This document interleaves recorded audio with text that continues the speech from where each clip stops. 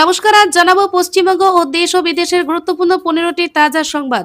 শুরুতেই দেখে নিন শিরোনাম, পরে থাকবে বিস্তারিত। মিলতে পারে 25 লক্ষ টাকা অবধি সহায়তা, সরকারি স্কুলগুলি নিয়ে মেগা প্ল্যান রাজ্যের। এবার গোটা বাংলায় মিড ডে মিলের দায়িত্বে ইসকন, কেন এমন সিদ্ধান্ত? কারণ ব্যাখ্যা মুখ্যমন্ত্রী শুভেন্দুর। থানা প্রতি 50,000 তোলা, চেম্বারি বিজনেস ডিল, শান্তনু কীর্তি ফাঁস ইডির চার্জশিটে। ভুয়ো সার্টিফিকেট রুখতে করা স্বাস্থ্য ভবন, এবার জন্ম মৃত্যু শংসাপত্র পেতে নয়া নিয়ম মানতে হবে শর্ত। জাল নথিতে রোহিঙ্গা বাংলাদেশি অনুপ্রবেশ, পশ্চিমবঙ্গ সহ 13 জায়গায় ইডি অভিযান। তৃণমূল আমলে বই মেলাতেও কোটি টাকা দুর্নীতি, বড় নির্দেশ শুভেন্দুর। শব্দোষ মমতার বছরে যা রেভিনিউ তুলেছে, কেন ফুসছেন দিদির প্রিয় কেষ্ট? যাওয়ার ডেডলাইন বেঁধে দিলেন মমতা, আর কজন ছাড়ছেন? রাজ্যসভার সংসদ পদ থেকে ইস্তফা দিলেন কোয়েল মল্লিক। ফের ভিজবে বাংলা, বঙ্গোপসাগরে নিম্নচাপে লক্ষ্মীবাদ থেকে বাড়বে ভারী বৃষ্টি। ভারত বাংলাদেশ সীমান্তের বড় উদ্যোগ, বাংলায় প্রথম ভিলেজ অ্যাকশন প্ল্যান চালু মালদহে। পুরী রথযাত্রার অঘটন, পদপিষ্ট 120 পুণ্যার্থী, একজনে মৃত্যুর আশঙ্কা। তৃণমূল ছাড়ছেন মনীষ গুপ্ত, ভূয়সী প্রশংসা করলেন মুখ্যমন্ত্রী শুভেন্দু। রাজ্যের নরবরী অবস্থা, দিল্লিতে সব শক্তি নিয়ে ঝাঁপাচ্ছেন মমতাপন্থী টিএমসি। মাদ্রাসায় আশ্রয় রোহিঙ্গাদের, উত্তরপ্রদেশ এটিএসও ইডির তল্লাশি অভিযান। দলের পার্টি অফিস বিজেপির হাতে তুলে দিয়ে তৃণমূল নেতা বললেন, আমি মমতারই সঙ্গে আছি।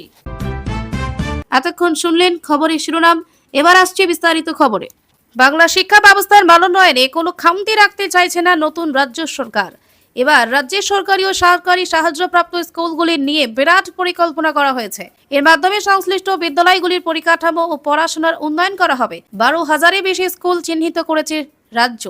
জানা গিয়েছে, রাজ্যের বিভিন্ন জেলার সরকারি স্কুলগুলির মধ্য থেকে 12,300টি স্কুল চিহ্নিত করে একটি মেগা প্রকল্পের ব্লু প্রিন্ট তৈরি করেছে পশ্চিমবঙ্গ সরকার। এতে দক্ষিণ 24 পরগনা সবচেয়ে বেশি গুরুত্ব পেয়েছে বলে খবর। জেলাভিত্তিক এই তালিকা অনুসারে দক্ষিণ 24 পরগনার 1,661টি স্কুল বেছে নেওয়া হয়েছে।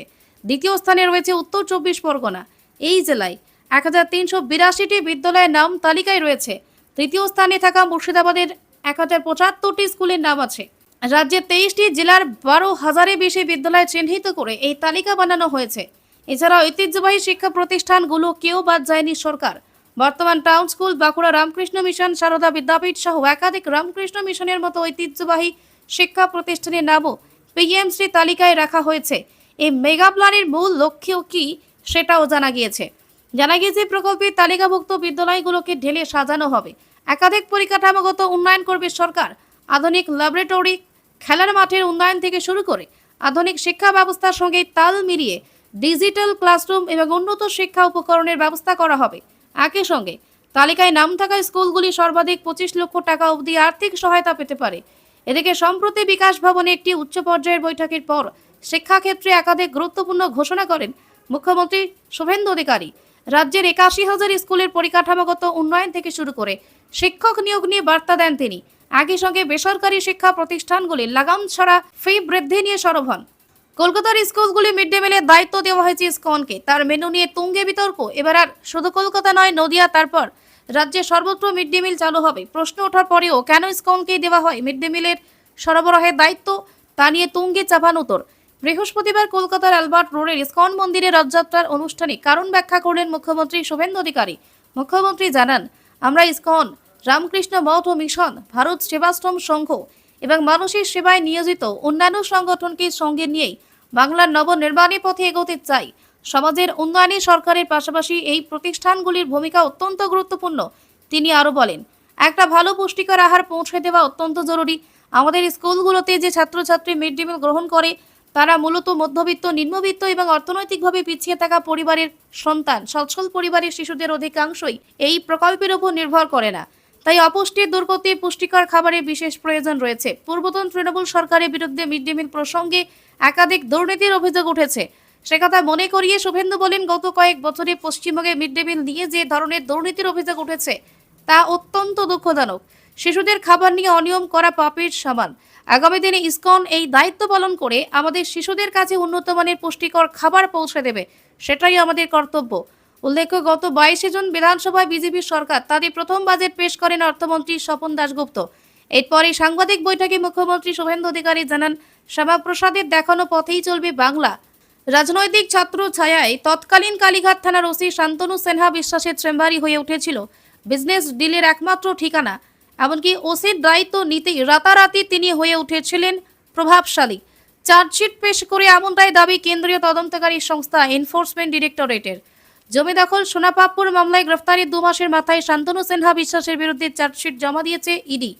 আর সেখানেই প্রাক্তন এই পুলিশ কর্তার বিরুদ্ধে একের পর এক বিস্ফোরক অভিযোগ। এমনকি থানা প্রতি 5 থেকে 50,000 টাকা পর্যন্ত শান্তনু তুলতেন বলে অভিযোগ চার্জশিটে।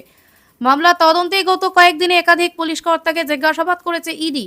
জানা গেছে, কলকাতা পুলিশের এক ইন্সপেক্টরকে বয়ানেকে চার্জশিটে উল্লেখ করে শান্তনু প্রভাব সম্পর্কে তথ্য তুলে ধরেছে ইডি। চার্জশিটে দেওয়া তথ্য বলছে, হেয়ার স্ট্রিট থানার ওসি পদে দীর্ঘ সময় দায়িত্ব সামলেছেন শান্তনু সিনহা বিশ্বাস। সেই সময় পুলিশের স্বাভাবিক কাজকর্ম নিয়েই তিনি থাকতেন, সহকর্মীদের সঙ্গে যোগাযোগ রেখেই চলতেন। কিন্তু কালীঘাট থানার ওসি পদে দায়িত্ব নেওয়ার পরই ভুল বদলে যায়। চার্জশিটে কেন্দ্রীয় তদন্তকারী সংস্থার দাবি, বিজনেস ডিলের অন্যতম জায়গা হয়ে উঠেছিল কালীঘাট থানায় থাকা শান্তনু ঘর। রাজনৈতিক প্রভাব খাটিয়ে একের পর এক কেলেঙ্কারি করে যেতেন। থানার অধস্তন পুলিশ কর্মীদের সেখানে ঢোকার ক্ষেত্রে ছিল অঘোষিত নিষেধাজ্ঞা। ইডির দাবি, এই ইন্সপেক্টর বয়ানে জানিয়েছেন, শান্তনু বিশ্বাসের কাছে পুলিশ কর্মীর থেকে বেশি গুরুত্ব পেয়েছিল ধৃত ব্যবসায়ী জয় কামদার এবং তার মতো ব্যবসায়ীরা। একাধিকবার থানায় বসেই এই সমস্ত ব্যবসায়ীদের সঙ্গে ধৃত প্রাক্তন পুলিশ কর্তা বৈঠক করেছিলেন বলেও দাবি। এসআইআর আবহে জন্ম মৃত্যু শংসাপত্র নিয়ে বাংলায় একাধিক অভিযোগ সামনে এসেছে। তাই নতুন সরকার ক্ষমতায় আসতেই বার্থ ডেথ সার্টিফিকেট ইস্যু করার ক্ষেত্রে বেশ কিছু নতুন নিয়ম আনা হলো। জন্ম ও মৃত্যুর ভুয়ো সার্টিফিকেট এড়াতে নথি রেজিস্ট্রেশনের ক্ষেত্রে এবার নতুন নিয়ম চালু করল রাজ্য সরকার। মন্ত্রিসভার বৈঠকের পরই নয়া বিজ্ঞপ্তি প্রকাশ করল স্বাস্থ্য দপ্তর। Registration of birth and death certificate amendment rule সংশোধনী নিয়ম অনুযায়ী এই সংক্রান্ত ফর্ম ফিল আপের ক্ষেত্রে কোনোভাবেই নামের কোনো সংক্ষিপ্ত রূপ ব্যবহার করা যাবে না। ঠিকানা ক্ষেত্রে উল্লেখ থাকতেই হবে রাজ্য বা কেন্দ্রশাসিত অঞ্চলের নাম। জেলা, শহর বা গ্রাম, ওয়ার্ড নম্বর, এলাকা, বাড়ির নম্বর, পিনকোড। ডেথ সার্টিফিকেটের ক্ষেত্রে অসুস্থতার ইতিহাস উল্লেখ করতে হবে ফর্মে। দেরিতে জন্ম বা মৃত্যু নথিপত্রের নিয়মেও কড়াকড়ি করা হয়েছে। 30 দিন পরে আবেদন করলে তার কারণ নির্ধারিত কর্তৃপক্ষের অনুমতি, প্রয়োজনীয় নথি জমা দেওয়ার বাধ্যতামূলক। কোনো জন্ম বা মৃত্যু তথ্য যদি ঘটনার 30 দিনের মধ্যে কিন্তু পরে 1 বছরের মধ্যে রেজিস্ট্রারের কাছে জমা দেওয়া হয়, তাহলে জেলা রেজিস্ট্রার বা এই বিষয়ে নির্ধারিত আধিকারিকদের লিখিত অনুমতি 50 টাকা লেট ফি দিতে হবে। 14 নম্বর ফর্ম ও নিজের স্বাক্ষর সহ নথি জমা দেওয়ার পর সেই জন্ম বা মৃত্যুর নথি রেজিস্ট্রেশন করা যাবে। কোনো জন্ম বা মৃত্যুর তথ্য যদি ঘটনার 1 বছরের মধ্যে পরে কিন্তু 2 বছরের মধ্যে দেওয়া হয়, তাহলে 100 টাকা লেট ফি ধার্য করা হবে।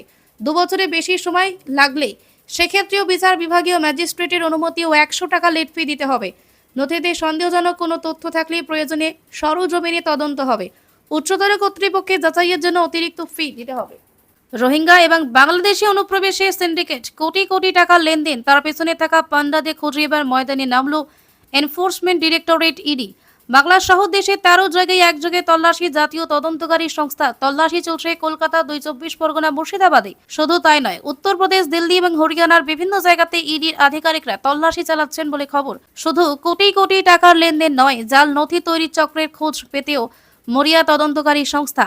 অবৈধভাবে ভারতে ঢোকার বাংলাদেশি অনুপ্রবেশকারী এবং রোহিঙ্গাদের ভারতীয় নথি করে দেওয়ার বড়সড় একটা নেটওয়ার্ক এখনো বাংলায় সক্রিয়। এই বিষয়ে একাধিকবার পূর্বতন তৃণমূল সরকারকে সতর্ক করে কেন্দ্র, কিন্তু কোনো ব্যবস্থাই এক্ষেত্রে নেওয়া হয়নি বলে বারবার বাংলায় এসে অভিযোগ করেছেন অমিত শাহ।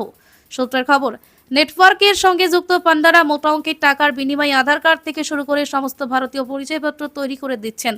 সেই নথি দেখিয়ে উত্তরপ্রদেশ সহ দেশের বিভিন্ন প্রান্তে ছড়িয়ে পড়ছেন অনুপ্রবেশকারীরা। আর এই নেটওয়ার্ককে সমূলে উৎখাত করতে চায় সরকার। সেই লক্ষ্যে বাংলা সহ দেশের একাধিক জায়গায় তল্লাশি এনফোর্সমেন্ট ডিরেক্টরেটের। তথ্য বলছে, উত্তরপ্রদেশ পুলিশের এটিএস অর্থাৎ স্পেশাল টাস্ক ফোর্স মানব পাচার নিয়ে তদন্ত শুরু করেছে। তদন্তের সূত্রেই এক ব্যক্তির খোঁজ পান সে রাজ্যের তদন্তকারী সংস্থা। তাৎপর্যপূর্ণভাবে ওই ব্যক্তি কলকাতার বাসিন্দা বলে খবর। শুধু তাই নয়, তদন্তে আরও উঠে এসেছে যে জাল নথির বড় একটা চক্র পশ্চিমবঙ্গের বিভিন্ন জায়গায় সক্রিয়। বিশেষ করে উত্তর 24 পরগনা এবং মুর্শিদাবাদে অনুপ্রবেশকারীদের জাল নথি তৈরি বড়সড় চক্র কাজ করছে বলে তদন্তে উঠে আসে। তৃণমূল জমানায় সরকারি বইমেলাগুলোতেও কোটি কোটি টাকার দুর্নীতির অভিযোগ উঠল। জেলায় জেলায় বইমেলা করে তৃণমূল ভবিষ্যতের বই কিনেছিল তৎকালীন রাজ্য সরকার। বুধবার সল্টলেক বিজেপি দপ্তরে খোদ গ্রন্থাগার মন্ত্রীর কাছ থেকে এমনই অভিযোগ পেলেন মুখ্যমন্ত্রী শুভেন্দু অধিকারী। এহেন অভিযোগ শোনা মাত্রই গ্রন্থাগার মন্ত্রী গৌরীশঙ্কর ঘোষকে পুরো ঘটনা খতিয়ে দেখার নির্দেশ দিয়েছেন মুখ্যমন্ত্রী। বুধবার জনতার দরবারে সল্টলেক বিজেপি অফিসে গিয়েছিলেন মুখ্যমন্ত্রী শুভেন্দু অধিকারী। জনতার দরবার শেষ হওয়ার পর মুখ্যমন্ত্রীর সঙ্গে দেখা করে বই মেলা ও গ্রন্থাগার সংক্রান্ত একাধিক অভিযোগ তুলে ধরেন বিজেপি নেতৃত্বের একাংশ। সেই বৈঠকে ছিলেন গ্রন্থাগার মন্ত্রী গৌরীশঙ্কর ঘোষও। তৃণমূল জামানায় বইমেলাকে কেন্দ্র করে কিভাবে দুর্নীতির পাহাড় রয়েছে সেই সংক্রান্ত অভিযোগ মুখ্যমন্ত্রীকে জানান মন্ত্রী। শুধু তাই নয়, এ বিষয়ে অভিযোগকারীদের সঙ্গে বিস্তারিত আলোচনা করেন শুভেন্দু। সরকারি অর্থে ঘনিষ্ঠদের বই কিনে তৎকালীন শাসক দলকে আর্থিক মুনাফা দিয়েছে বলে অভিযোগ। এহেন অভিযোগ সামনে আসতে দ্রুত তা খতিয়ে দেখার নির্দেশ দেন মুখ্যমন্ত্রী। রাজ্যে পালাবদলে পরে দুর্নীতিতে জিরো টলারেন্সের বার্তা দিয়েছেন মুখ্যমন্ত্রী শুভেন্দু অধিকারী। ইতিমধ্যে প্রাতিষ্ঠানিক দুর্নীতি কাটমানির তদন্তে বিশেষ কমিটি গঠন করেছেন মুখ্যমন্ত্রী শুভেন্দু অধিকারী। কলকাতা হাইকোর্টের অবসরপ্রাপ্ত বিচারপতি বিশ্বজিৎ বসুর নেতৃত্বে এই কমিশন গঠন করা হয়েছে। কমিটিতে রয়েছেন আইপিএস পদমর্যাদার শীর্ষ আধিকারিক জয়রামানো। ইতিমধ্যে এই কমিটি কাজও শুরু করে দিয়েছে। এর মধ্যে পূর্বতন তৃণমূল সরকারের আমলে একের পর এক কেলেঙ্কারির অভিযোগ সামনে এসেছে। বিশ্ব বাণিজ্য সম্মেলন থেকে শুরু করে কার্যত সমস্ত ক্ষেত্রেই ক্ষোভ যেন লাগামহীন। ঋতব্রত শিবিরের নাম লিখিয়েও অনুব্রতের নিশানায় মমতা বন্দ্যোপাধ্যায়। তৃণমূলের ভরাডুবির জন্য আরও একবার মমতা বন্দ্যোপাধ্যায়কে দুষলেন অনুব্রত মণ্ডল। বুধবার বলেছিলেন উনি কানে দেখেন, চোখে দেখেন না। আর বৃহস্পতিবার রথযাত্রার দিনে রথের দড়িতে টান দিয়েই বোলপুরের নিচুপট্টির বাড়িতে সাংবাদিকদের মুখোমুখি হয়ে বললেন মমতা বন্দ্যোপাধ্যায় জেগে ঘুমলে কি আর সাড়া পাওয়া যায়। এক প্রকার তৃণমূল কংগ্রেসের ভরাডুবি নিয়ে ক্ষোভ যেন প্রশমনী হচ্ছে না অনুব্রতের। দলের পতনের জন্য মমতা বন্দ্যোপাধ্যায়কেই দায়ী বলে অঙ্গল তুললেন বীরভূমের কেষ্ট। পাশাপাশি কেষ্টর পরামর্শ, যদি বুদ্ধিমতী হন তাহলে সবাইকে নিয়ে চলবেন মমতা। 21 জুলাইয়ের সভায় মমতা এলে ভালো করবে, কেউ আসতে মানা করবে না। তার বক্তব্য, সকলে মিলে খুবই কষ্ট করে দল করেছিলাম, সিপিএমকে তাড়িয়েছিলাম, তবে সম্প্রতি মমতা বন্দ্যোপাধ্যায়ের সঙ্গে দীর্ঘদিনের সম্পর্ক ছিন্ন করে ঋতব্রত বন্দ্যোপাধ্যায় শিবিরের নাম লিখিয়েছেন বীরভূমের অনুব্রত। জেলা সভাপতি পদ ফিরে পাওয়ার পরই মমতা বন্দ্যোপাধ্যায় থেকে শুরু করে অভিষেক বন্দ্যোপাধ্যায়ের ভূমিকা তুলে ধরে নিশানা সানিয়েছেন কেষ্ট। ফের একবার আইপ্যাককে দোষে ঋতব্রতপন্থী তৃণমূলের বীরভূম জেলা সভাপতি অনুব্রত মণ্ডল আরও বলেন, দলটাকে অনেক কষ্ট করে ক্ষমতায় নিয়ে এসেছিলাম। কলকাতার প্রতিটি মিটিংয়ে লক্ষ লক্ষ লোক নিয়ে যেতাম। আমরা পুরনো কর্মীরা সব ইতিহাস জানি এই দলটা কি করে চলে গেল। আমি অন্য কাউকে নয়, মমতা বন্দ্যোপাধ্যায়কে দায়ী করব। কিসের আইপ্যাক? আইপ্যাক কি করবে? কি জানি ওরা? গ্রামের মানুষের ভাষা বোঝে? আইপ্যাকের দ্বারা কি কোনো সংগঠন হয়? তিনি বলেন, একসময় 21 জুলাই ব্রিগেড হতো, আমরা হাজার হাজার লোক নিয়ে যেতাম। ক্রমশ নিঃসঙ্গ হয়ে পড়ছেন মমতা বন্দ্যোপাধ্যায়, ফেরহাদ হাকিম, অরূপ বিশ্বাস থেকে অনুব্রত মণ্ডল, মদন মিত্র। একদা মমতার ঘনিষ্ঠ বৃত্তে থাকা নেতারা কালীঘাট থেকে মুখ ফিরিয়েছেন। ওদিকে তৃণমূল ছেড়ে এনসিপিআইতে যোগ দিয়েছেন কাকলি শতাব্দীরা। আজ কোয়েল মল্লিক রাজ্যসভা সংসদ পদ থেকে ইস্তফা দিয়েছেন। তৃণমূল ছেড়েছেন প্রাক্তন বিদ্যুৎ মন্ত্রী মনীশ গুপ্ত। ফেসবুক লাইভে এসে আরও সেই বিদ্রোহী দলত্যাগীদের উদ্দেশ্যে করা বার্তা দিলেন প্রাক্তন মুখ্যমন্ত্রী মমতা বন্দ্যোপাধ্যায়। যারা দল ছেড়ে যেতে চাইছেন তাদের এবার ডেডলাইনও বেঁধে দিলেন মমতা। মমতার ফেসবুকে লাইভে এসে প্রথমেই রথযাত্রার শুভেচ্ছা জানান তৃণমূল নেত্রী মমতা বন্দ্যোপাধ্যায়। তারপরে কোয়েলের পদত্যাগ নিয়ে মন্তব্য করেন, বললেন, খুব ভালো শিল্পী, তাকে আমি সম্মান করি। বিজেপির কোনো এক নেতার সঙ্গে দেখা করে পদত্যাগ করতে গিয়েছেন, সবার জানার জন্য বলি, উনি আগেই ইমেল পাঠিয়েছিলেন। তাকে ধন্যবাদ জানাই যে আজ সশরীরে গিয়ে পদত্যাগপত্র জমা দিয়েছেন। এরপর এই দলত্যাগীদের ডেডলাইন বেঁধে দেন তিনি। কলঙ্কিত করবেন না, মমতা বলেন, যাদের যাদের যাওয়ার আছে আরো মাথা নত করার চাপে, কেসের চাপে, ইডি সিবিআই এর চাপে, তাদের অনুরোধ করে বলবো 21 জুলাইয়ের আগে যারা যারা বাঁচতে চান দুইজনে লোটা কম্বল নিয়ে যেখানে ইচ্ছা নেন। আমরা যে দলটি তৈরি করেছি, দয়া করে সেই দলটাকে কলঙ্কিত করবেন না। আর কি বললেন মমতা? 21 জুলাইয়ের কর্মীদের আহ্বান জানিয়েছেন মমতা। বললেন, আদালতের অনেক বিধিনিষেধ রয়েছে, আমরা চেষ্টা করব আমাদের সাধ্যমতো কোঅপারেট করাবার। পুলিশ বলছে আটকে দেব, প্রশাসনকে বলবো নিরপেক্ষ থাকুন। দিল্লি টলমল হলেও এখানে টলমল হয়ে যাবে। যারা আজও যাচ্ছে তারা গোপনে গোপনে যোগাযোগ রাখছেন। কেউ ভয় সহ্য করতে পারেন, কেউ পারেন না।